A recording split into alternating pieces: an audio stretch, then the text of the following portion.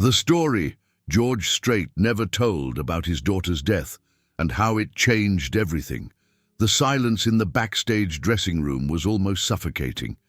George Strait sat alone in the worn leather chair, his iconic black hat resting. On the small table beside him, next to a photograph that had traveled with him for nearly 4 decades. The photo showed a 13-year-old girl with bright eyes and an infectious smile, her blonde hair catching the sunlight on what would be one of their last family picnics together. Jennifer Lynn Strait, his daughter, his heart, his greatest, a loss. Outside, the sound of 25,000 voices filled the Bridgestone Arena in Nashville, all waiting for the king of country music to take the stage for what was being billed as the largest charity concert in the venue's history. The event was raising funds for children battling rare diseases, a cause that George had quietly supported for years without ever explaining why to the media or his fans. Tonight felt different somehow, heavier, as if the weight of all those unspoken words was finally pressing down on his shoulders.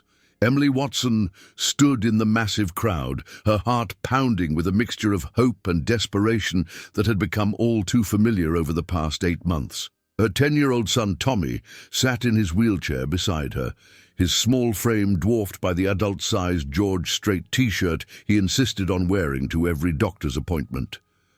The boy's face was pale, almost translucent, but his eyes sparkled with an excitement that Emily hadn't seen in weeks. This moment, this chance to see his hero perform live, was everything Tommy had talked about since she'd managed to scrape together the money for tickets.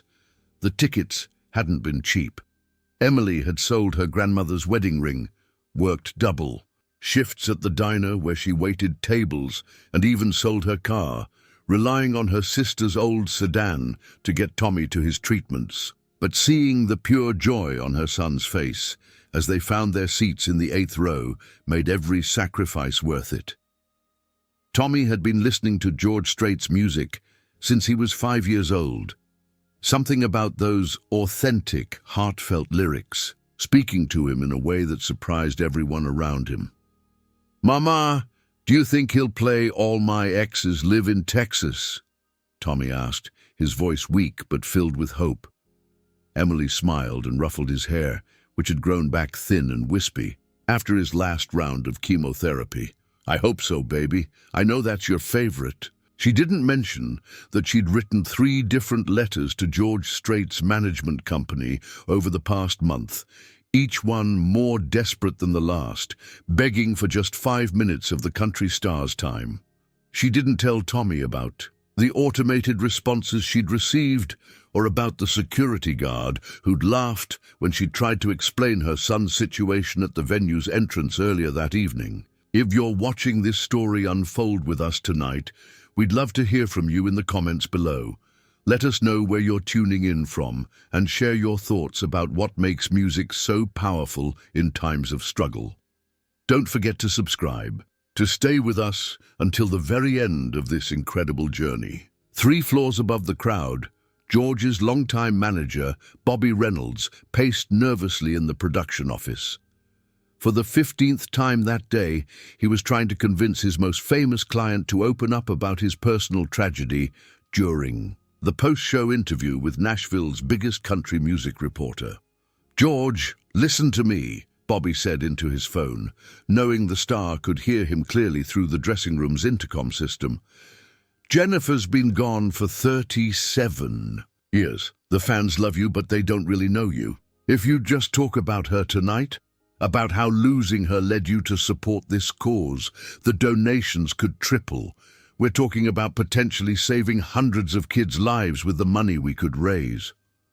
The response came through the speaker, George's voice tired but firm. "Bobby, I've told you 1,000 times, Jennifer is not a marketing tool. She's my daughter, and what happened to her is between me and God. Find another angle." Bobby sighed heavily. In 28 years of managing George Strait, he'd never been able to crack through that particular wall. The man would talk about his music, his career, even his wife Norma and their son Bubba. But Jennifer remained off limits. The official story was simple. Car accident, June 13, 1986, San Marcos, Texas. One sentence in biographies, a brief mention in interviews when pressed, and then the subject was immediately changed. What the public didn't know, what even Bobby didn't fully understand, was the depth of guilt that George carried, the argument they'd had that morning about her wanting to get her driver's license, his refusal to let her go to the movies with friends because he thought she was too young.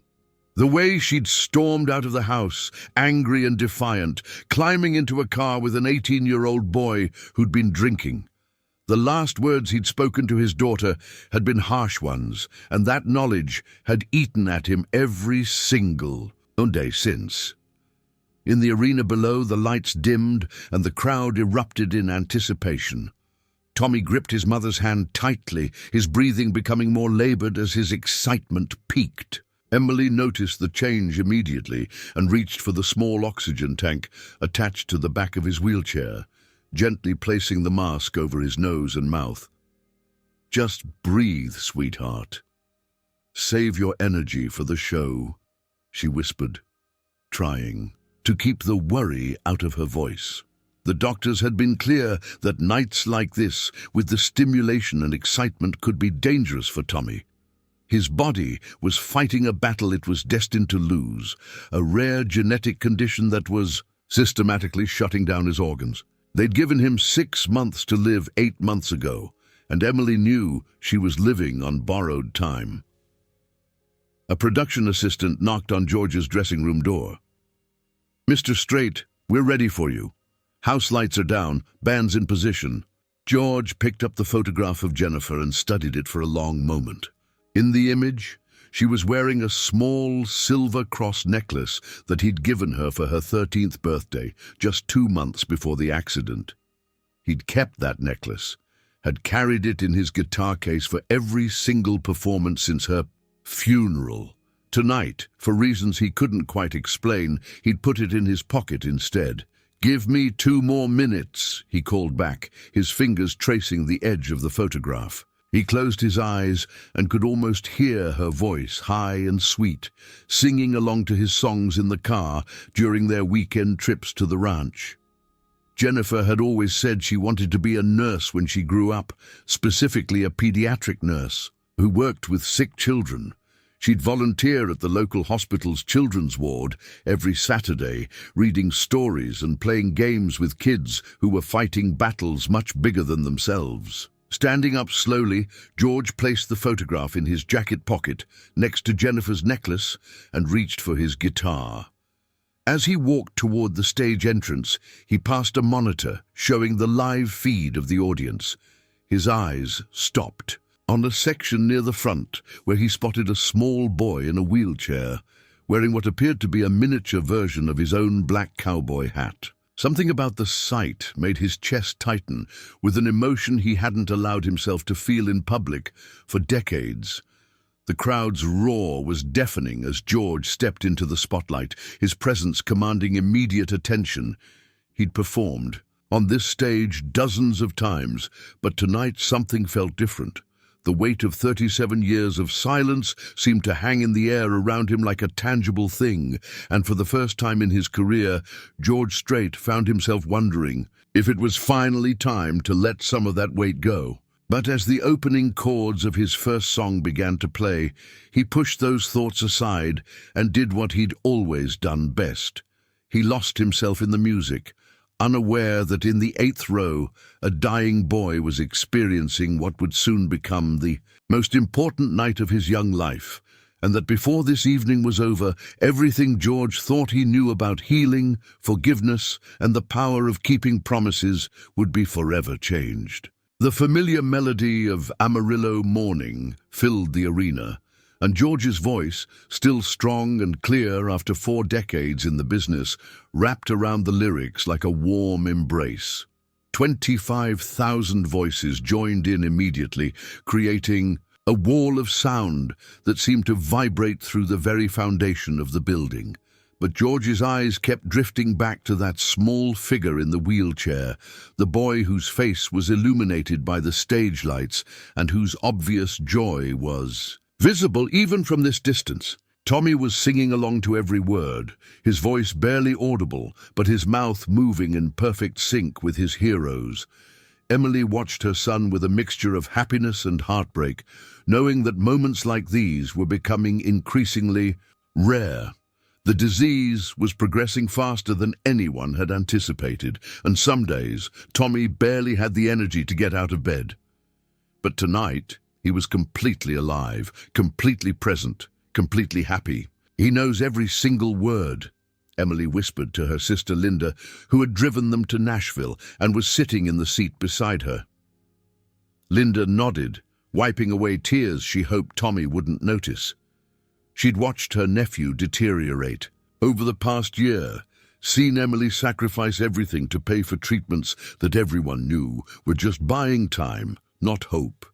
As George moved through his set list, performing hit after hit with the effortless professionalism that had made him a legend, he found himself taking longer pauses between songs, his eyes repeatedly returning to the same section of the audience. During Check Yes or No, he noticed that the boy was holding up a hand-drawn sign that read, "Tommy loves George Strait," in shaky crayon letters. The simple innocence of it hit him like a physical blow. Backstage, Bobby was fielding calls from record executives and charity organizers, all of them thrilled with the turnout and the early donation numbers rolling in. The live stream of the concert was breaking viewing records, and social media was exploding with posts about the event. Everything was going exactly according to plan, except for the fact that George seemed distracted, almost melancholy, which was completely unlike his usual commanding stage presence. "Something's off with him tonight," murmured Sarah Chen, the show's director, as she watched the monitors from the production booth. "He keeps looking at the same spot in the crowd. Do we have cameras on that section?" The camera operator swiveled his lens toward the 8th row and zoomed in on Tommy, who was now struggling slightly to stay upright in his wheelchair despite Emily's supportive arm around his shoulders. The image appeared on the backstage monitors, and Sarah felt her breath catch in her throat. The boy couldn't have been more than 10 or 11, obviously very sick, but his face was radiant with pure joy. "Get me a closer shot," Sarah instructed quietly, "and patch me through to George's earpiece." George was just finishing Carried Away when Sarah's voice came through his in-ear monitor. "George, camera 3 has eyes on the kid in the wheelchair. 8th row center. Looks like he's having some kind of medical issue." George's fingers never stopped moving on his guitar, but his eyes immediately found the spot Sarah was describing. He could see Emily adjusting something attached to the back of Tommy's wheelchair, could see the boy's obvious fatigue even as he continued trying to sing along. The sight transported George back 38 years to a hospital room in San Antonio, where he'd watched his own daughter struggle to breathe through a ventilator while machines beeped steadily around her bed. The memory was so vivid, so unexpected, that George actually missed a chord change in All My Exes Live in Texas, something that hadn't happened to him on stage in over 20 years. The band covered for him smoothly, but George knew that everyone backstage would have noticed the mistake. He forced himself to focus, to push down the rising tide of emotion that threatened to overwhelm him. But Tommy had noticed the song choice and was absolutely beside himself with excitement. Despite his obvious exhaustion, he was trying to stand, up in his wheelchair, his thin arms shaking with the effort. Emily was torn between wanting to support his joy and needing to keep him safe, finally compromising by helping him stand while keeping one arm firmly around his waist. "That's his favorite song, Mama," Tommy whispered hoarsely during a brief musical interlude. "He's playing it for me. I know he is."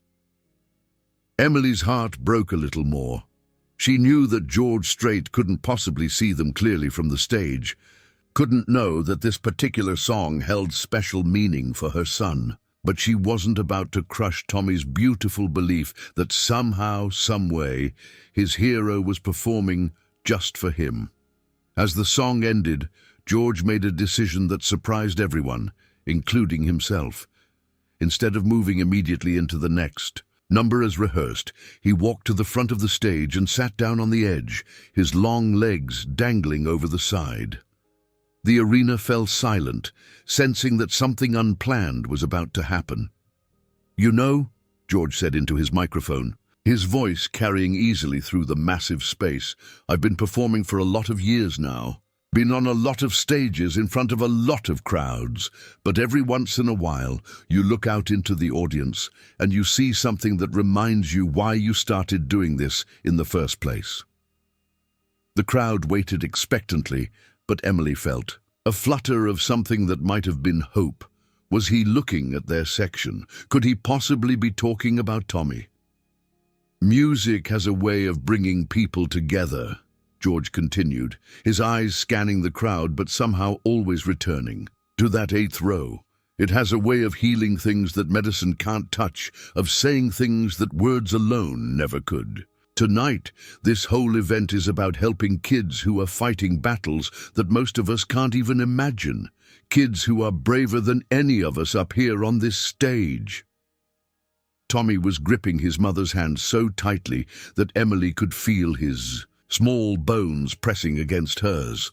The boy's breathing was becoming more labored, but his attention was completely focused on the man speaking from the stage. "I want to dedicate this next song to every child out there who's ever had to be stronger than they should have to be," George said, standing up and returning to his position center stage.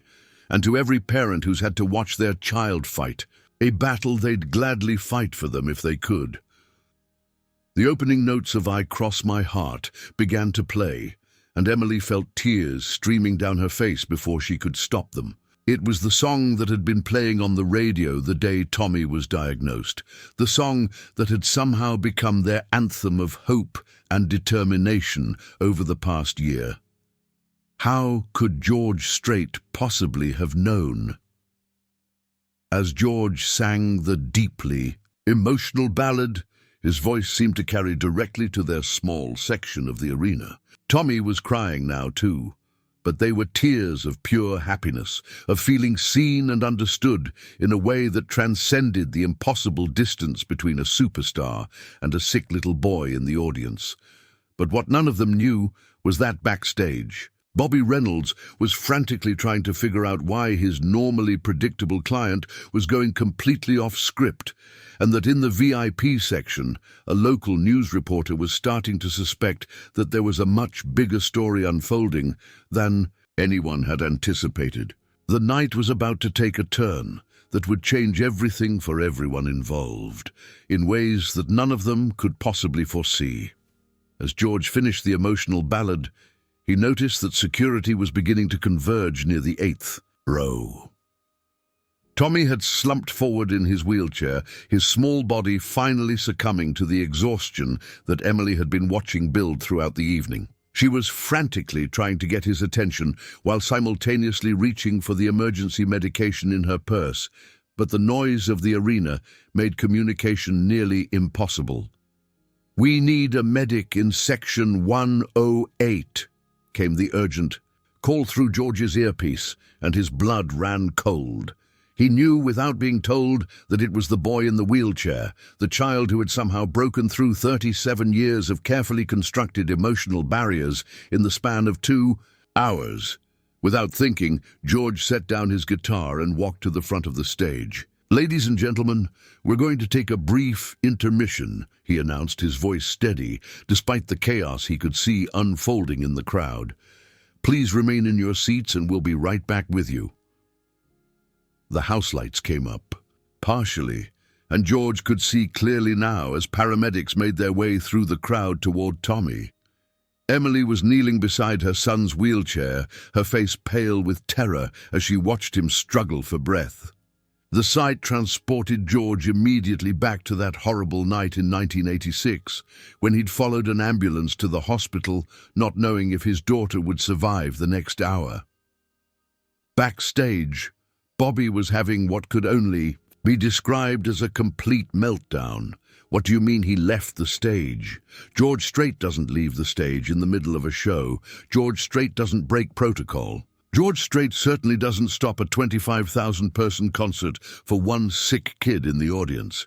But George was already moving, pushing past security guards and production assistants with a determination that nobody had seen from him in years. He made his way through the maze of corridors that led from backstage to the main floor of the arena, ignoring the protests of everyone who tried to stop him. "Mr. Strait, you can't go out there," pleaded his head of security, a mountain of a man named Marcus, who had been protecting George for over a decade. "There are too many people, too many variables we can't control. If something happens to you—" "Something's already happening," George interrupted, his voice carrying an authority that made Marcus step aside despite his better judgment, "and I'm not hiding backstage while it does." In the arena, the paramedics had gotten Tommy stabilized enough to sit upright again, but it was clear that the excitement of the evening had taken a serious toll on his already fragile system. Emily was crying openly now, torn between gratitude that her son was breathing, normally again, and devastation that their perfect night had been ruined. "I'm sorry, Mama," Tommy whispered, his voice barely audible over the confused murmur of the crowd. "I didn't mean to ruin the show." "Oh, sweetheart, you didn't ruin anything," Emily said, smoothing his hair with shaking hands. "Nothing at all. We're just going to go home now and—" "Excuse me, ma'am." The voice behind her was unmistakable, though Emily couldn't quite believe what she was hearing. She turned around slowly, and there, standing in the aisle beside their row, was George Strait himself. The people sitting nearby began to realize what was happening, and a ripple of amazed whispers spread outward through the crowd like stones dropped in still water. Cell phones appeared immediately, dozens of them, all aimed at the surreal scene of the king of country music crouching down beside a sick child's wheelchair in the middle of his own concert. "Hey there, partner," George said softly to Tommy, whose eyes had gone wide with disbelief. "I heard you might be feeling a little under the weather."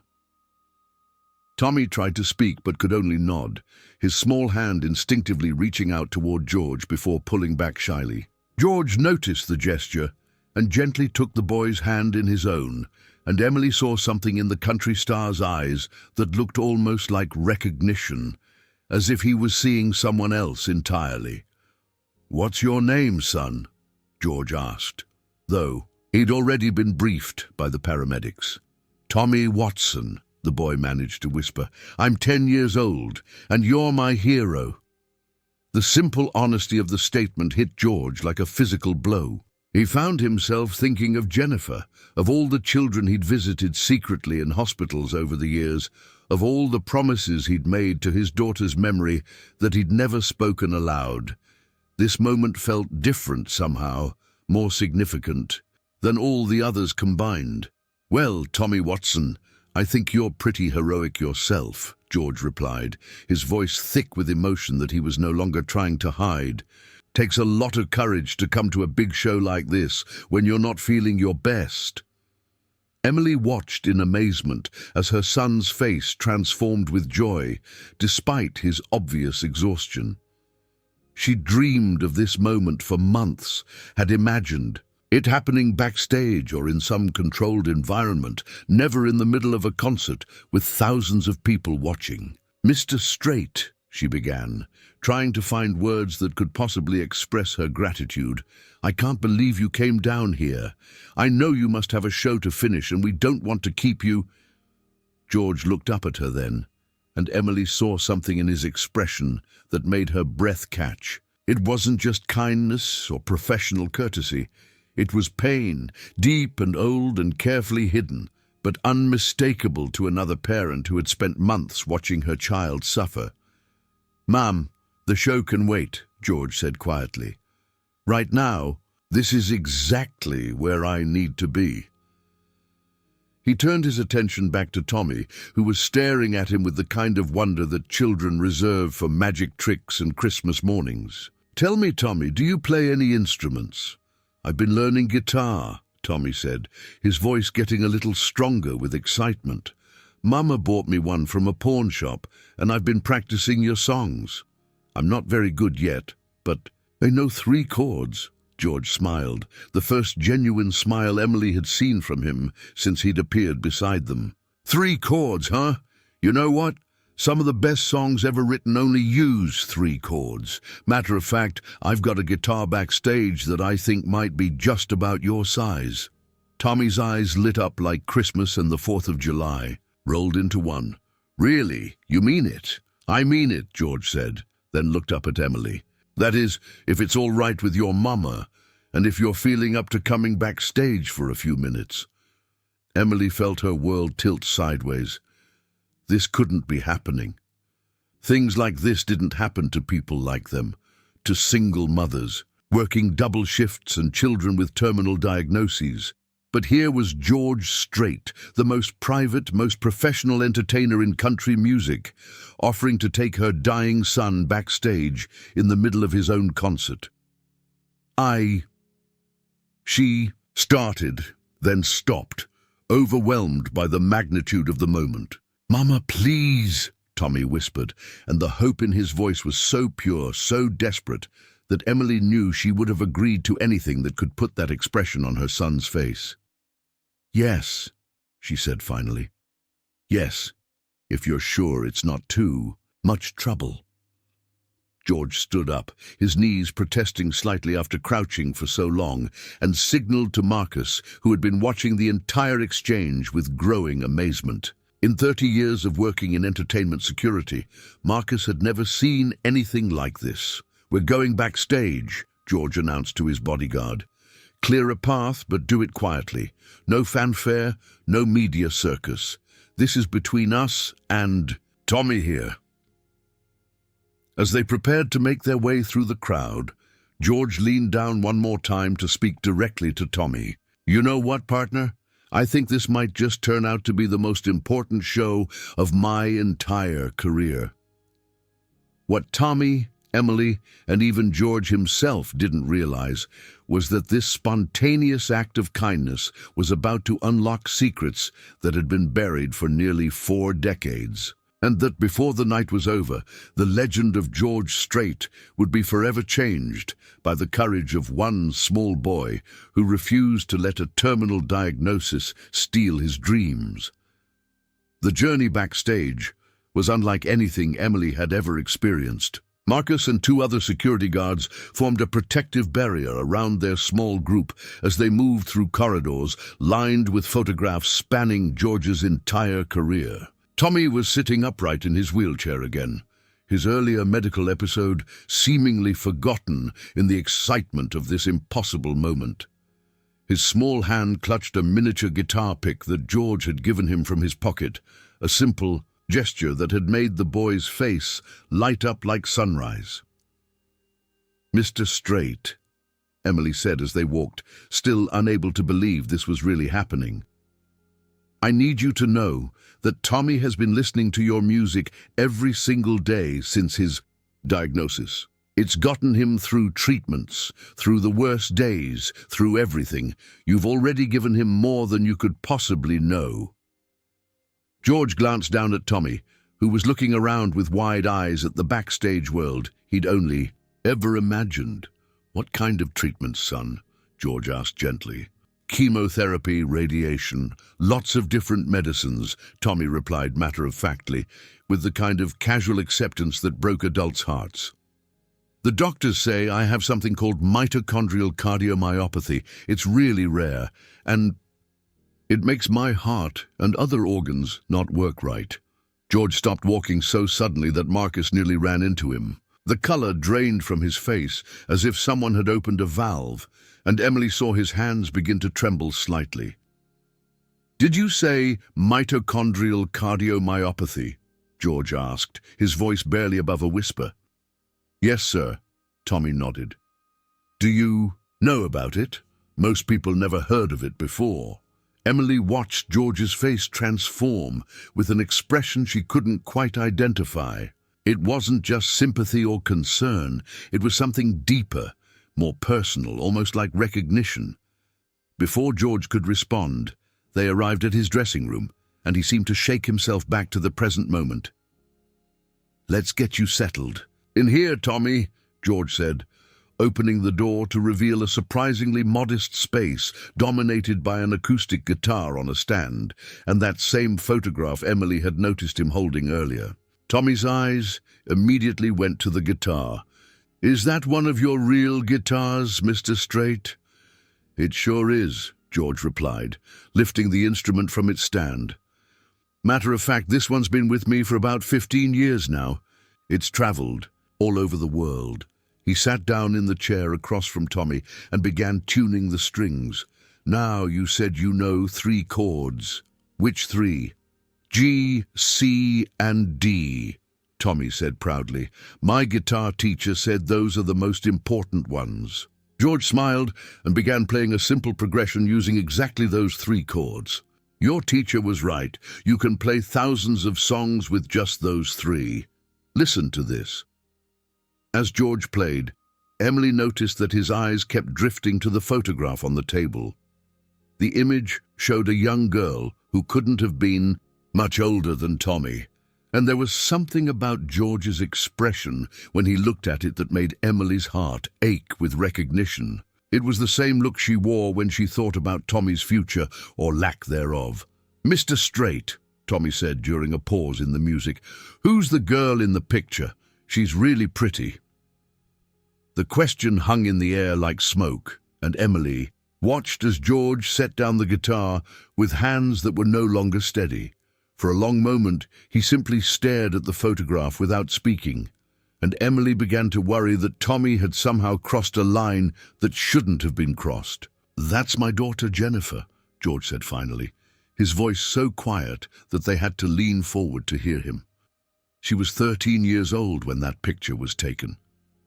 "Was?" Tommy asked with the innocent directness that only children possess. "What happened to her?" Emily reached out to touch her son's shoulder. "Tommy, honey, maybe that's not—" "No, it's all right," George interrupted, picking up the photograph with gentle fingers. "She died in a car accident when she was 13. That was 37 years ago."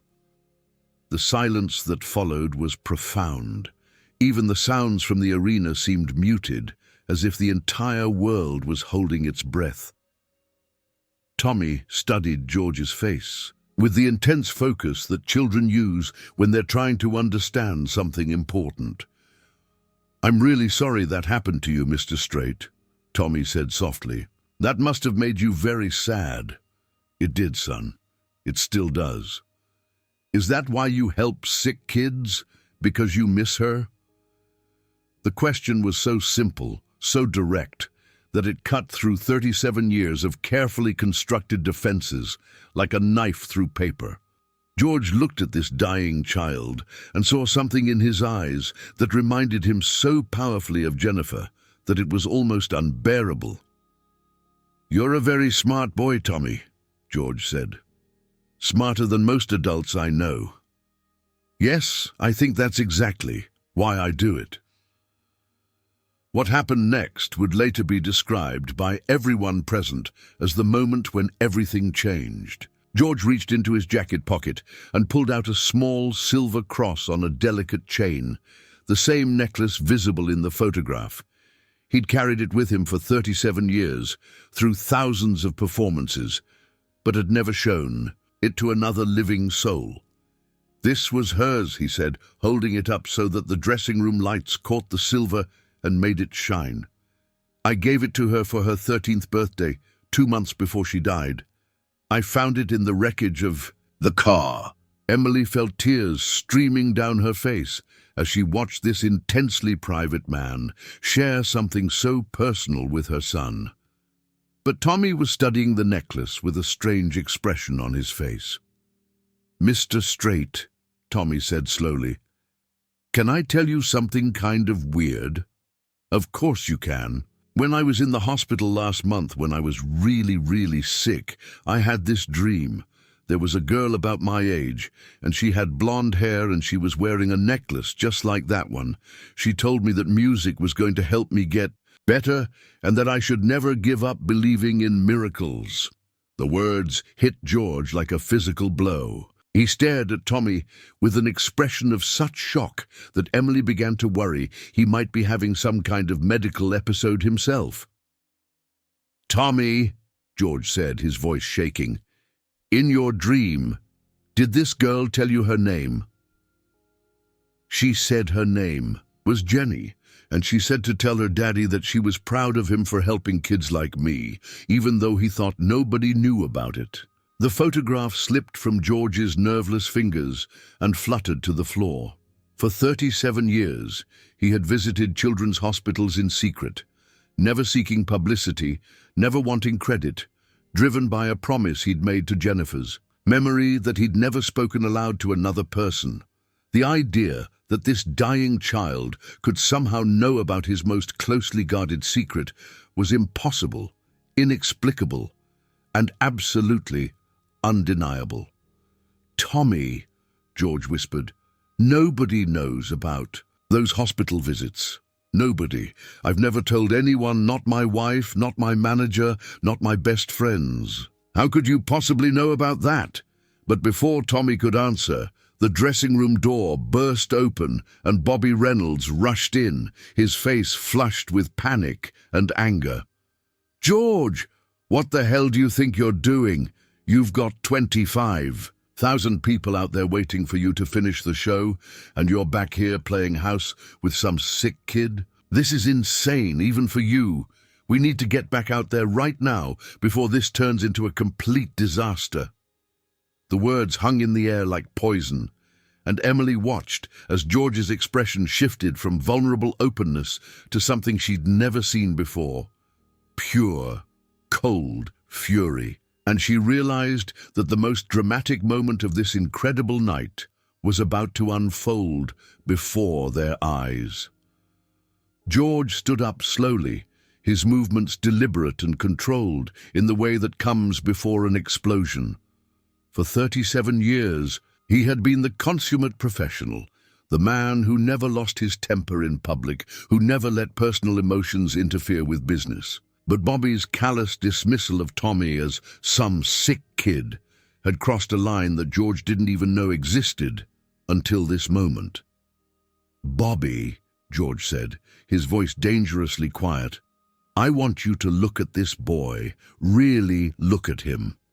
"George, we don't have time for—" "Look at him."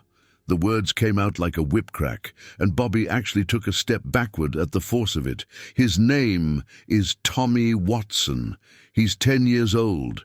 He has mitochondrial cardiomyopathy, the same condition that Jennifer was developing before she died. The same condition that the doctors said would have killed her within months, even if the accident hadn't happened first." Emily gasped, her hand flying to her mouth. In all the months of research, all the conversations with specialists, no one had ever mentioned that this was the same disease that had affected George Strait's daughter.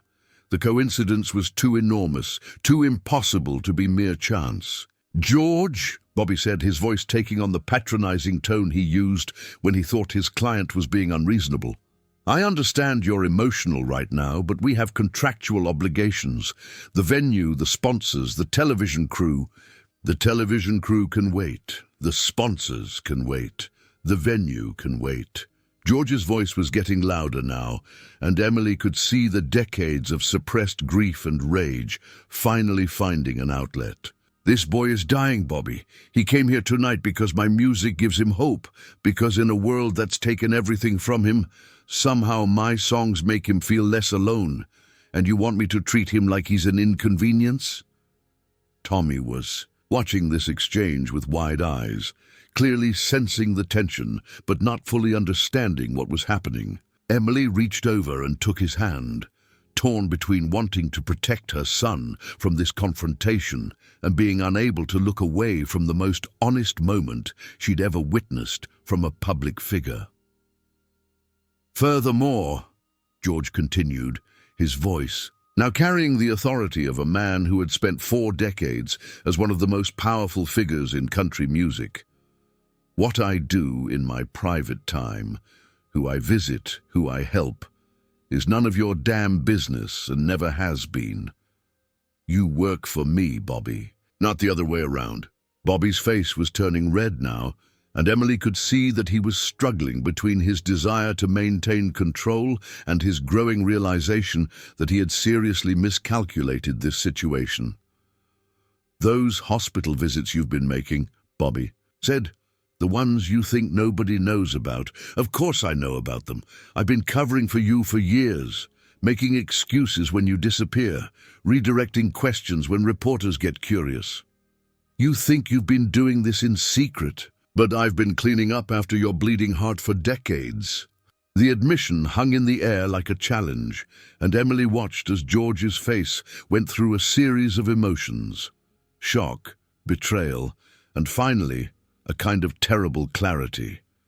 "Get out," George said quietly. "What?" "Get out of my dressing room. Get out of this venue. As of right now, you're fired." Bobby laughed, but it was a nervous sound. "You can't fire me, George. I've got contracts, legal obligations. I've built your career. My career was built on music, not on your management skills. And my life sure as hell isn't going to be dictated by someone who thinks helping dying children is a weakness to be hidden." George walked to the dressing room door and opened it wide. "Marcus!" The security chief appeared immediately, having obviously been listening to the heated exchange from the hallway. "Yes, sir?" "Please escort Mr. Reynolds off the premises. He's no longer welcome at any of my shows, and as of tomorrow morning, he no longer represents me in any capacity." Bobby looked around the room desperately, as if seeking support from Emily or Tommy, but found only cold stares. "You're making a huge mistake, George. You need me. You've needed me for 28 years.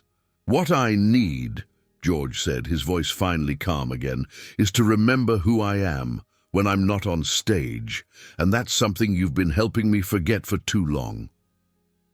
As Marcus escorted a protesting Bobby from the room, George closed the door and leaned against it for a moment, as if the confrontation had drained something essential from him.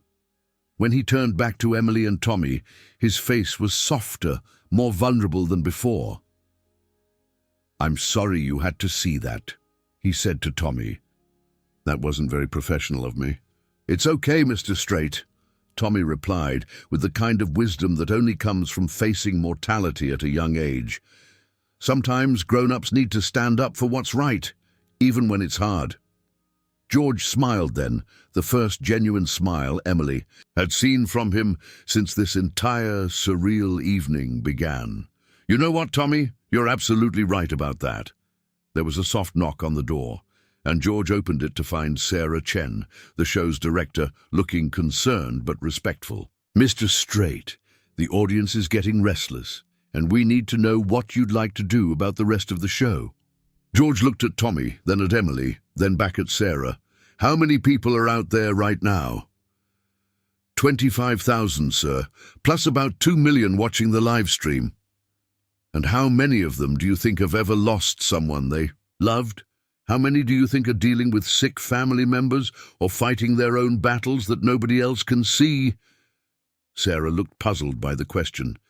I couldn't say, sir." "All of them," George said simply. "Every single person out there is carrying something that hurts, and maybe tonight, instead of just entertaining them, I can remind them that they're not alone." He turned to Tommy.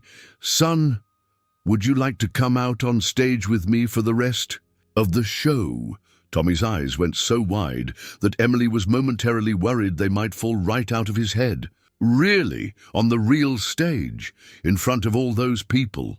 "On the real stage, in front of all those people? I think they need to meet the bravest young man I've ever known." Emily felt her world tilt again. "Mr. Strait, are you sure? Tommy's never been in front of crowds like that, and with his condition—" "Mama," Tommy interrupted, his voice stronger than it had been all evening. "This is what Jenny told me would happen, in my dream. She said that music was going to help me get better, and that I was going to help other people too. George knelt down beside Tommy's wheelchair and looked directly into his eyes. "Tommy, I want to tell you something that I've never told another living soul.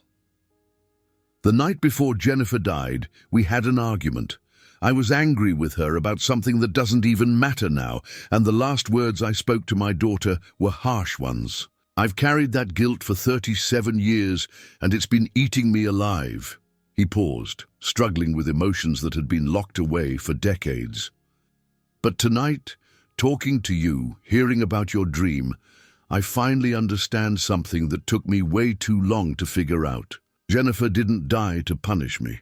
She lived to teach me about love and courage and what really matters. And maybe, just maybe, she's still teaching me through kids like you."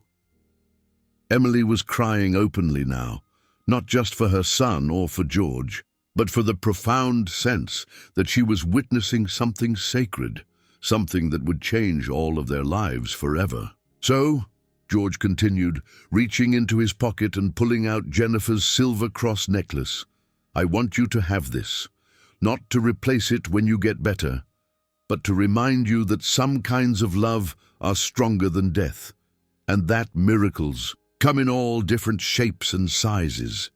As he placed the delicate chain around Tommy's neck, the boy looked up at him with an expression of pure joy, mixed with something that might have been recognition. "Mr. Strait," Tommy said softly, "I think Jenny wants you to know that she forgives you, and she wants you to forgive yourself too." The words hit George like a lightning bolt, and for a moment Emily thought he might collapse right there in the dressing room. Instead, he pulled Tommy into a gentle hug, and she heard him whisper something that sounded like, "Thank you, baby girl. Thank you for bringing him to me." Vadi. When they broke apart, George wiped his eyes and stood up, suddenly looking 10 years younger, despite the emotional intensity of the evening. "Now then," he said, his voice strong and clear, "are you ready to go out there and show 25,000 people what real courage looks like?" Tommy nodded eagerly, and as George pushed his wheelchair toward the door, Emily realized that her son's miracle hadn't just been meeting his hero. The miracle was that in saving Tommy's spirit, George Strait had finally found a way to heal his own broken heart, and as they headed toward the stage together, she knew that this was just the beginning of a story that would inspire people for generations to come.